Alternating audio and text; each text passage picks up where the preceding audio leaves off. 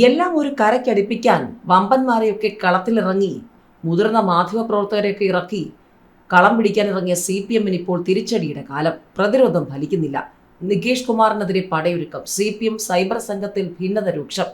പലപ്പോഴായി CPM-ന് തന്നെ കൂട്ടയടിയും കൊഴിഞ്ഞുപോക്കും പാർട്ടിക്ക് തന്നെ വലിയ ചോദ്യമായിരുന്നു. ഇതിനിടയിലാണ് CPM സൈബർ സംഘത്തിലും ഭിന്നത രൂക്ഷമെന്ന വാർത്തകൾ പുറത്തുവരുന്നത്.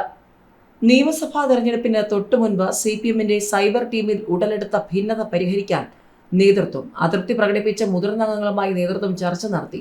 എന്തെങ്കിലും പ്രശ്നങ്ങൾ ഉണ്ടെങ്കിൽ പാർട്ടിക്കുള്ളിൽ ചർച്ച ചെയ്ത് പരിഹരിക്കാമെന്നും പരസ്യ പ്രതികരണങ്ങൾക്ക് മുതിരരുതെന്നും നേതൃത്വം ഇവരെ അറിയിച്ചു.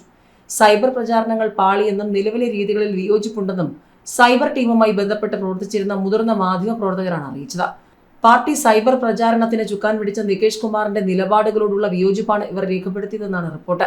സമൂഹ മാധ്യമങ്ങളിലെ ഇടപെടൽ ശരിയാകുന്നില്ലെന്ന് മുഖ്യമന്ത്രിയും പാർട്ടി നേതൃത്വത്തെ അറിയിച്ചതായി സൂചനകളുണ്ട്.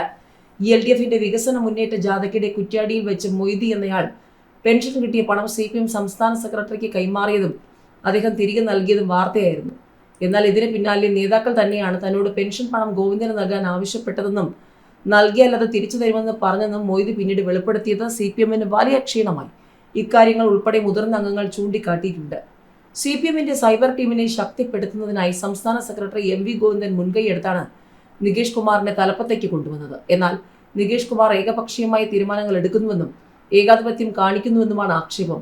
മേഖലാ ജാഥകളിൽ ഉൾപ്പെടെ കാര്യമായ പ്രചാരണം നൽകാൻ കഴിഞ്ഞില്ല. ആഗോള അയ്യപ്പ സംഗമം, സ്വർണ്ണക്കൊള്ള തുടങ്ങി പാർട്ടി പ്രതിരോധത്തിലാകുന്ന വിഷയങ്ങളിലൊന്നും ഫലവത്തായ പ്രതിരോധം തീർക്കാൻ സൈബർ സംഘത്തിന് കഴിയുന്നില്ലെന്നും ആക്ഷേപമുണ്ട്.